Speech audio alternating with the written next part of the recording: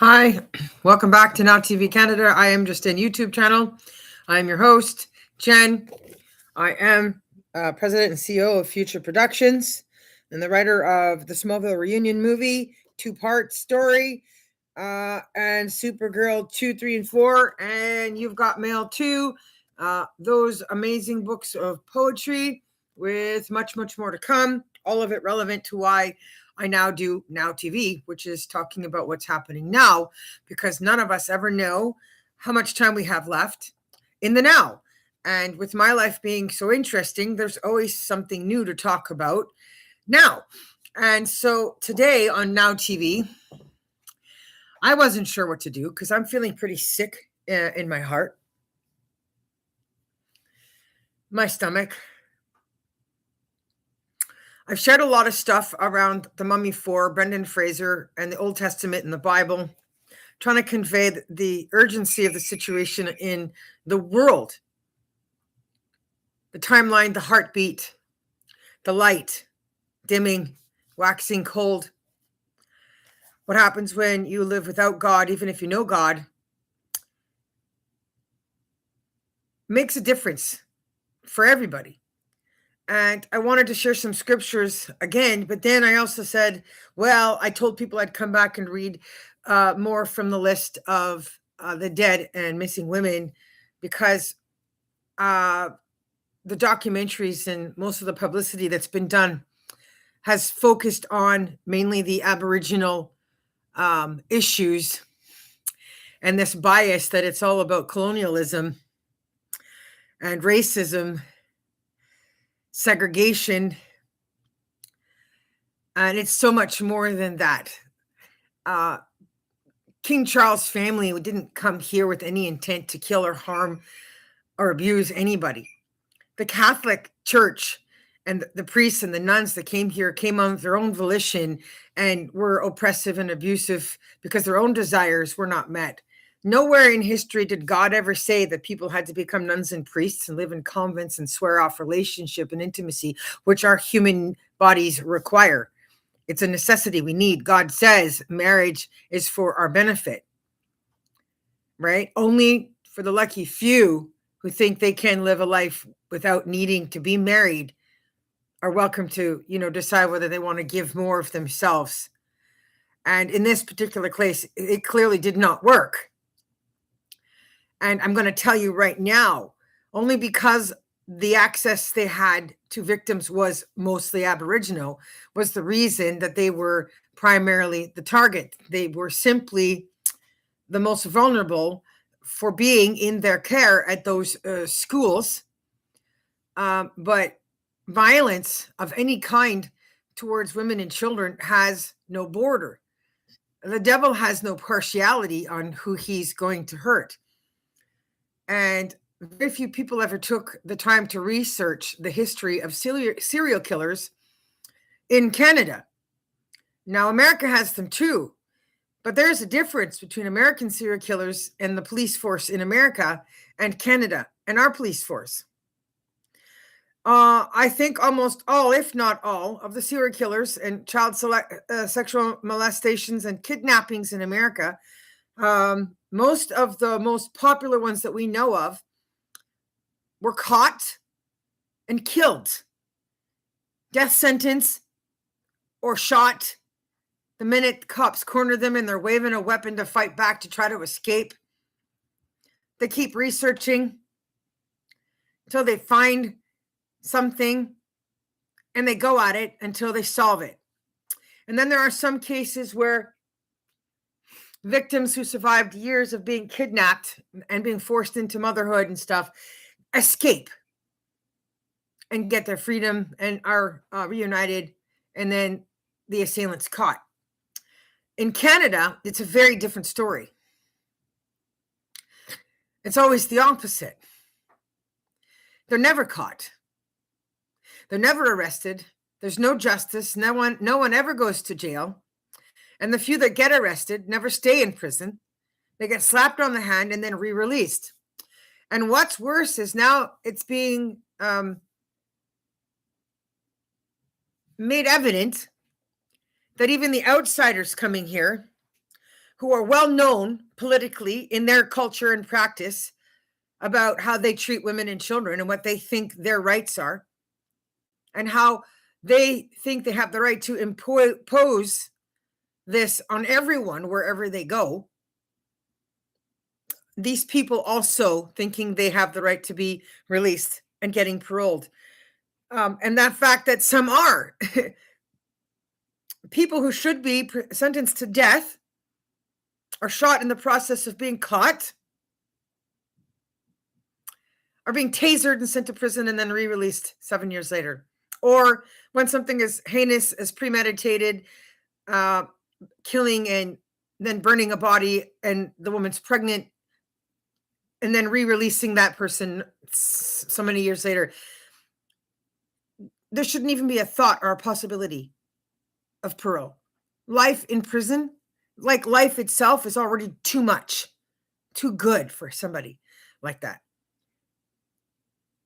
And so I just wanted to make it clear that it's everywhere. It's all cultures. I have lists here of different ages and different histories to show how the devil works. He doesn't care who he has working on his side in order to fight for his cause. He'll use whoever he can, whatever tool he can emotionally access to listen to his absurd desires. And in his system, they did have human sacrifices. And everybody knows there's been history of cannibalisms in this, that, the other thing with all of this sort of service of worship and things over time, even out of desperation and hunger for their own survival. And when stuff like that starts happening in Canada, you have to, take a step back and like, is this really Canada? I mean, what is this? It's not normal. It's not something tangible. You can't put handcuffs on it. You can't arrest it. And it's time then for people to sit down and pause and think about what they need to do to help protect themselves. And that's by getting education. That's by watching, listening, learning.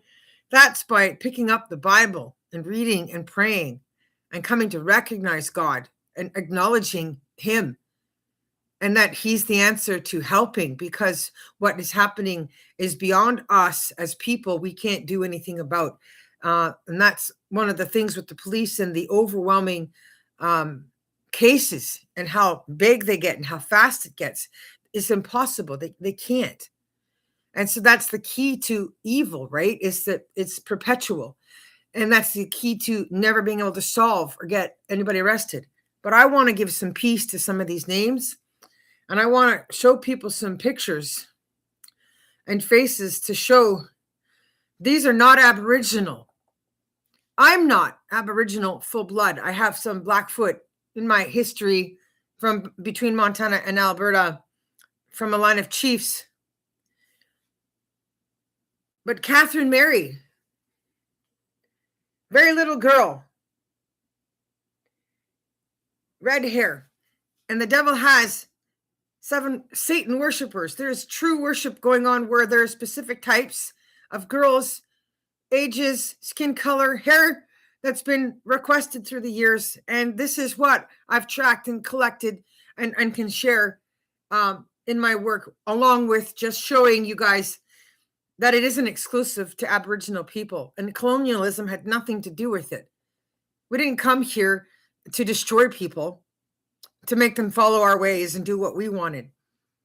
That's the outcome of evil. That's how evil thinks, right? I want the dominion. I want the land. I want all the water and the food and the animals, and they'll do whatever they can to sway things their way.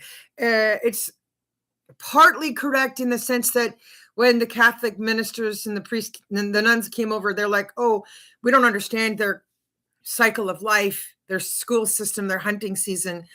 And maybe they didn't want to have people be able to be one with the nature and be in charge of the resources, and that they would have to then depend on to get help from.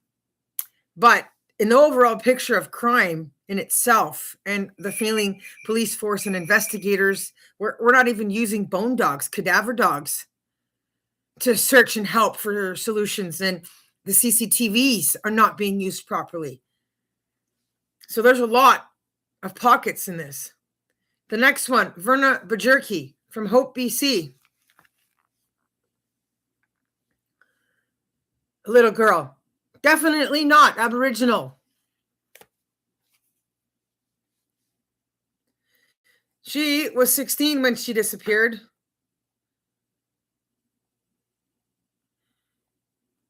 I'm not going to read through all of those stories today. I just want to show you the pictures, because one of the things I noticed in the documentaries and other things that people share is they're all too quick to tell a story and buzz through something, but they're not slowing down to show you the relevance. This is the girl my poem, the story I wrote about The Answer Was No, was dedicated to. This is Madison Scott. Definitely not Aboriginal. Vanderhoof. There was no emergency 11 o'clock curfew, red light in place to save her from being victimized. She was definitely premeditated for. It was pre-plotted and pre-planned. She was coerced and enticed to go to an outdoor party by lakeside in the summertime because somebody had made a request for that particular type of girl. So it's real Satan worship. It's pure evil. And to this day, we don't know which person was like, okay, I'll do that and get her there. Now, her body, they didn't do a big enough circumference of a search, and they didn't use cadaver dogs or even people who were by nature able to scope out this area of land, because it's their culture, it's their way of life, it's their land, and how to use animals even to help detect and find in that nature, like eagles and crows, to find her body. It took 12 years to find it on the other side of the same town. And it was a hunter, somebody walking through the brush of that area with their dog or whatever, coming back, that found it. So I don't know. Part of me is annoyed because of where I was living at the time and the research I was already doing. I didn't have a badge or a gun. I was just there because I cared, because of my story. Looking, hoping to find somebody that could be arrested. Some sort of guilt, some sort of justification, maybe some more closure on missing. Some restitution for injustice never done for me. Nonetheless, she ended up on my Highway of Tears t-shirt because she disappeared shortly after I left the area where I was around the disappearance of Abigail Andrews, where my daughter was born in the same town she left from, in place of hers unborn. So it was that close. She was 3 months pregnant when Abigail Andrews left Fort St. John, and I gave birth 6 months later in Fort St. John. I was under contract security for the new hospital there. I was so close and yet so far. And then after I left, there was an announcement of a girl in a green Cavalier when I was sitting at Ming's Diner. Robert Downey Jr. would not think that's funny. Natural Born Killers. Anyways, there's a corner store and a restaurant called Ming's Diners, and I was sitting there after a long work day, and on came the radio announcement of a girl whose car was found, green Cavalier. I never got the chance to write the information down, and it ate away at me. Because after that, Madison's announcement was made after I had left. And then 12 years go by, and then they're like, oh, well, somebody found the body. But no justice came. How can you not find it? How can you not smell it and not know when you're walking by in that area? Or even when it comes to real estate and selling land, and, just, it makes no sense how it just keeps going. And nobody gets caught. A few weeks after Madison, a boy that was just getting to know her. They were getting to know each other. Who was just getting out of the bad scene, bad way of life, had 2 kids. She went missing, and I think he found out and got upset. And now they're trying to declare there's no connection, but they knew each other. There was a connection. They knew each other. So I'm guessing he got upset and he went back into an area around people or something. Maybe he felt some partial responsibility because he had debt. He owed money and he had gotten out, and maybe he had thought he could fix it or something. But all it did was get him pulled back in to something that was too big for him to do anything about. And his head was found, just his head, in an oil drum. And they never found any other part of him. Not that long ago, around Madison's disappearance. No one will ever convince me that there was no connection. I had already been aware of their friendship.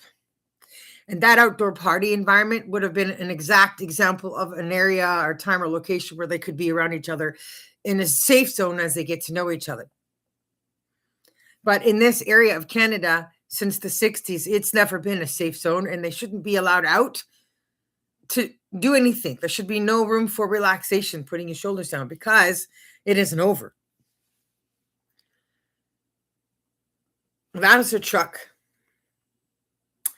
And what I want to say about these northern communities is kids should be taught self-defense, the sign languages for help signs, whistles, flares, all kinds of things they can wear in their pockets. They should be taught about rifles, and trucks like this should be allowed to have those. You can have undisclosed weapons, trip planning, it's called, for self-defense reasons when you're living in isolated areas where it's high risk just to go anywhere. And then on top of that, there's also wildlife dangers. This would have helped increase the chances of survival, and we wouldn't have such an enormous list of dead. Okay, so the next one here, Brianne Woolgram. White. Okay, are we clear on this? Caucasian. No trace of her still. September 5th, 2010.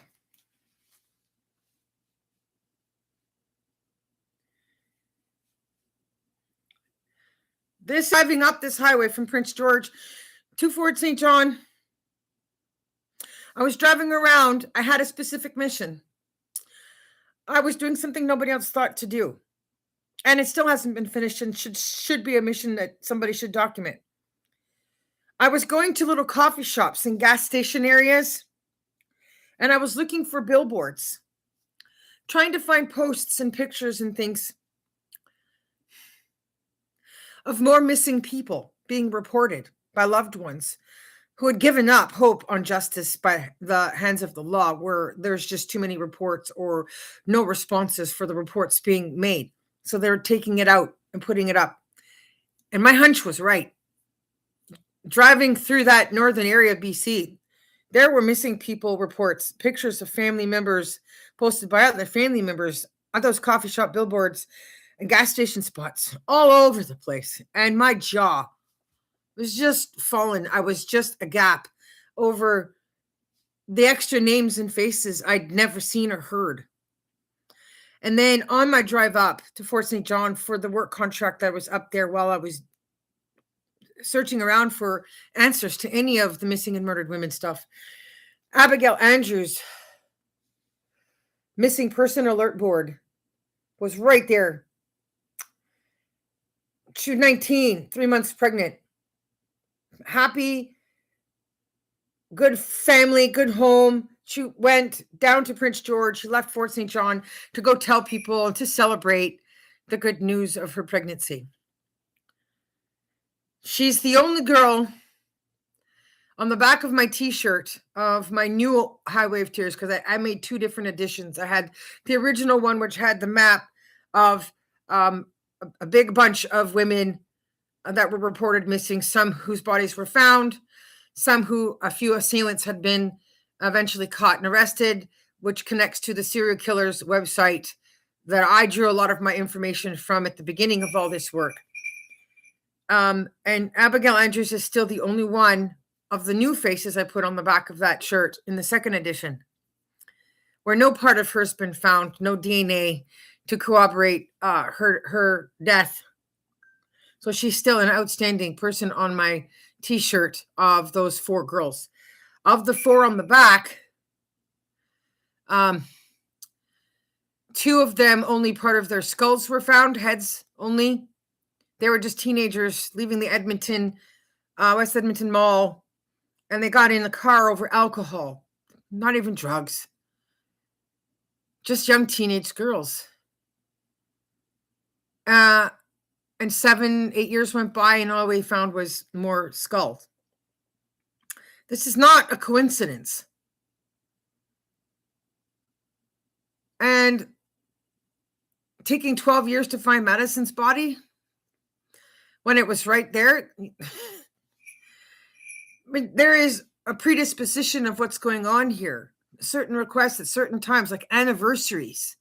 And I haven't been able to pin down that anniversary information specifically to have it completely make sense. But I do know in my life that the January 18th murder in 1998 corroborates with my own life and my motherhood to my first child and being in a volatile relationship I wouldn't get out of for very many years.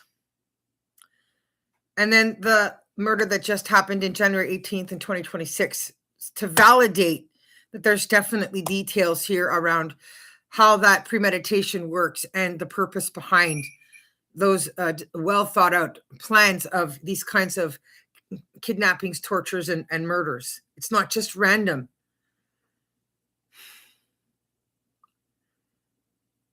Cynthia Frances Mass, Prince George. They did find hers remains.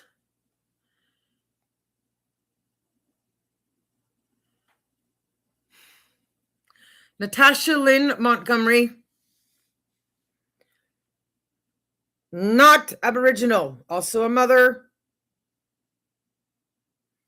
Young moms turn away from their children's lives.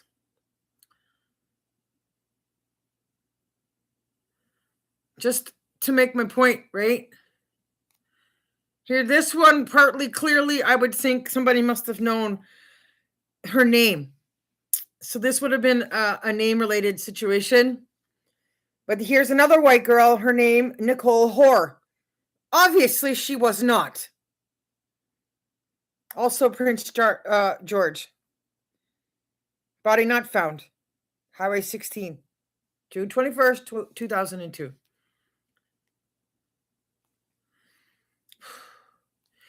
Lana Derek Thornhill. Leah Alicia Germain, Prince George.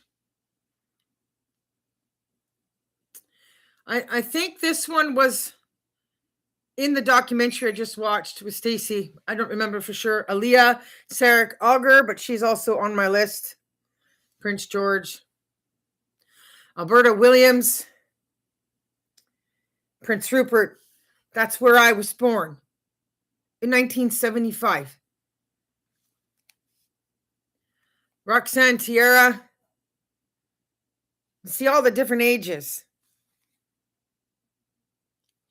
I think this one, there might have been one more, but Gloria Moody was 27. I think there was one that was actually even older than that.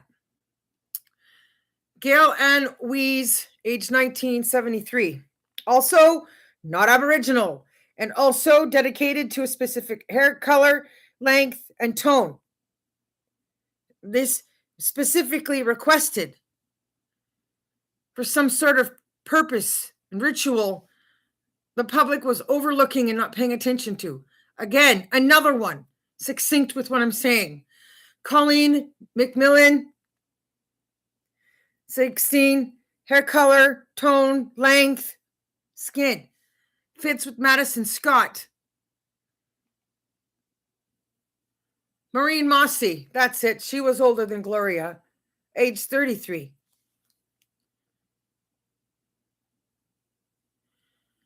Shelly Ann Baku.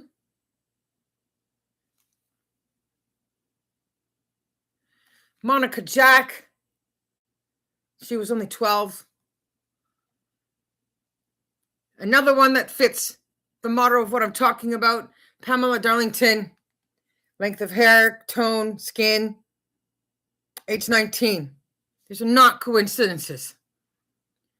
Michelin Pear, Fort St. John, Hudson Hope area, where my Abigail Andrews disappeared from, age 18. Also not 100% Aboriginal. She might not even be at all. Ramona Wilson, age 16, Smithers. Another one that fits the typo of what I'm talking about. Monica Ignis, certain length of hair, color, skin tone, 1974. Also Thornhill. Cecilia Ann Nicole. They didn't know her age. Body never found. Delphine Nicole Smithers, body never found. Tamara Chipman, age 22. Body never found. Prince Rupert, where I was born. See, who else am I missing here? Another one. Helen Claire Frost, age 17. Prince George, 1970. Definitely fits the Caucasian in the hair domain area of those sacrifices I'm talking about. Pauline Brazo also would fit with some sort of anniversary ritual. Age 16, Calgary, January 9th, 1976. Tara Jane White. Ha ha, not pun, but pun. July 1st, 1976, Banff, Alberta. The body was found March 24th, which is my grandmother's birthday. 1981, Morley, Alberta.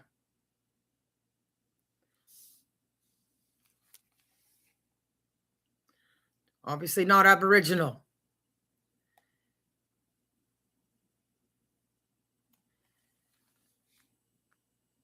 Marie Goudreau, another one, length of hair, body type, tone, fit the ritual of anniversary service or practice, whatever. Age 17, Devon, Alberta, not Aboriginal.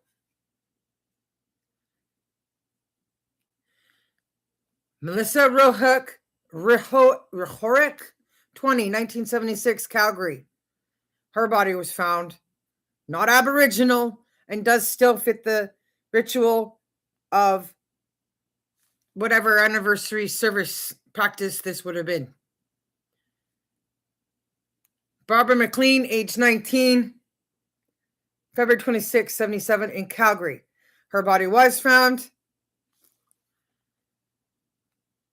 Mary Jane Hill, age 31,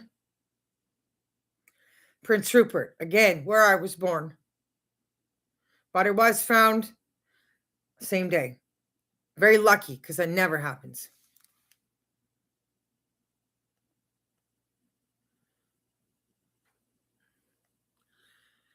Elsie Friesen, age 34, April 3rd, 1989, in Winfield. Body found May 24th, 1991,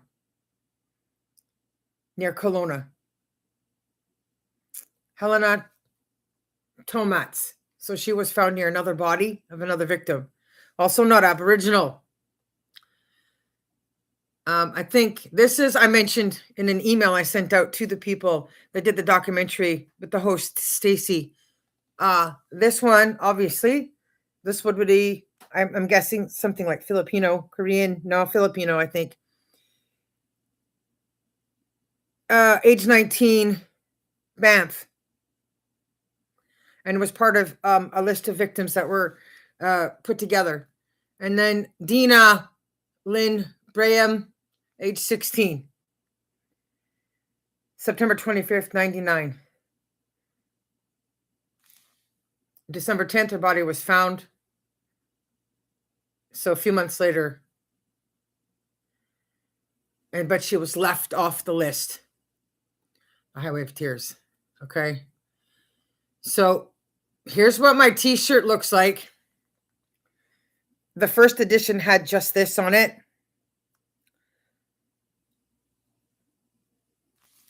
And then I added more to the back, which I showed you a few of. There's some of the pictures there on my shirt that are not here in this file. So I think for today, I'll leave it there. Basically, out of that information, a documentary, another story needs to be done to go with the 5 women that just died in January and the connection from the first January 18th murder to the one that just happened, the anniversary 28 years later on my birthday, while I sit here making these videos for all of you still alive 28 years later. But I didn't find out about all these missing and murdered women until I was in my 30s, and I was in BC up north, scared the bejeebers out of myself. I was a hitchhiker. How else was I supposed to get out of Winnipeg? So damn poor, you got nothing. I left with $10 to my name, a backpack on my back. You know, the old camping kind with the metal bars, and you have your sleeping bag at the bottom and your stuff packed in the back. And I had a can opener for that can of beans that I had, and my steel toe boots on. That's it. And I'm just lucky that I didn't keep hitchhiking and keep hitchhiking, keep hitchhiking. But I had decided one day on a bench when somebody had offered me a hit, and I said, no. That day changed my life, the course of it. And I got on a Greyhound bus and said, I'm going to go find myself. And I went to Prince Rupert, where I was born, to reground, to find anything, similarities, feelings, anything negotiable, some grounding. And I was so disappointed in what happened when I got off that bus, the destitution, the dankness of the old buildings from what was once alive and still new, and there's still hope and opportunity. When I was born, in the pictures from my baby book. But the time that I was there, still I was embraced by people more there than I had been in a lot of places in my life. Those people helped me busk and play my guitar to make enough money for a damage deposit, to get an apartment, to have a place to live, using my BC disability in time for the winter. I got a radio plug playing my music and some of my songs on the radio station, and I was doing some coffee shop poetry readings and stuff between Prince Rupert and Terrace. So it was a good time for me. I'm glad I had gone to experience that, but it was crushing along the way to discover the billboards and the signs and the information around the Highway of Tears. And they were holding this yearly event in Prince Rupert. I was confused by, I wasn't sure what's going on. And there was this Indian of other culture, and they're doing this thing around the Highway of Tears and injustice. And I was like, makes no sense that missing and murdered women, all this stuff wouldn't have anything to do with that person who's trying to be a part of this. But on deeper connections and learning more of the histories of things, which I won't get into in this, I began to see the ulterior motive. I saw the outcast of why things were that way. And I went, oh. And then I thought, I better go, right? At some point, I need to move on. And so I tried hitchhiking from Prince Rupert to Terrace, still not sure of how bad the issue was. And when I got to Terrace, BC, I got stuck there because I got so scared. as I left Prince Rupert and was hitchhiking out, I don't think anybody came. I was out overnight in the cold on the side of the highway, freezing. And it was a certain kind of cold. I couldn't put my finger on it. An emptiness, a chill. And I think it was because of life, right? Because I'm alive, because nobody came along in a car to throw me in their trunk and dispose of me in the water or something, but that I was living through this and not knowing. And it was only from that spooky experience where I was kind of confused by what was going on. I didn't know everything that I thought I'd better leave. And then I found all of the information in Terrace, BC. And Smallville, the TV show, was running, and they had this truck company called Clark Freightways. And just all this stuff came barreling down on my head. I couldn't get out. And so I was living through the nightmare of what was happening with these women on the reservation, women living in small communities where they need to get places and there's no transit and no regular transportation and not enough money because there's not enough training or skills or trades for the opportunities to get jobs. And the jobs are limited already because they're in a community where there's just not a lot of jobs needed to fill the needs of people that live in such northern communities or isolated spots. And then I was just thrown into the thick of it because I had a $75 car I'd bought from a lot. I'm a collector. I'm a nut. I love traditional cars of certain kinds. And I bought this car, and the car itself was great, but I didn't have enough consistent work. I just couldn't keep landing the contracts security wise or the 2-week paychecks to make enough money to put in the gas tank to get back down to Vancouver driving my own car. And I got stuck up there for a year and a half because it occurred to me that I was being dared, right? The disposition, I was being put in a situation to risk hitchhiking to see how far I'd make it, whether I'd get back alive or be victimized. And I just wasn't willing to take that chance with my life. So I lost, I guess, the balance of where my life should have been in what I was doing. And I tried other things, reaching radio stations, sending out mail and things to figure out how I could figure it out. At any rate, obviously I made it out of Terrace, BC alive, and I'm now here in Quebec, where I have my nice little private getaway from my Vancouver City crazy life. And all I can say is it's a mixed bag of emotions to still be here, to be able to talk about this stuff versus the lives lost in the time that I couldn't do more to try to reduce the statistics of the loss of life because of the kind of backing and the publication and the popularity needed. So I'm still hoping these videos and the emails I send from here and that new poem that I just wrote will reach, Steven Seagal, who was police officer for 25 years, who has some clout and knows how to make movies telling the story right. That we can still collectively put together all the names and all the dates and as many pictures as we can and tell more stories that need to be told, and do something with that within the unity of the story, the words. The answer is no. So if you have any reports to make, any stories to tell, but even if it's little boys that go missing, or historically families declaring their sons missing, whatever, it's part of the missing in Canada, go ahead. You can contact me and share that information with the social media stuff I have listed below. So I just wanted to get that part of that stuff I shared in these recent videos done with you guys. I'm going to go pray for peace, pray for answers, take some solitude, and I'll be back to share some scriptures from what can the Bible teach us, and from the books of Moses, and some more stuff from the Old Testament manual that I'm reading. So peace out, everybody. Stay well, stay safe, stay warm. Yeah, have a good night and just love one another.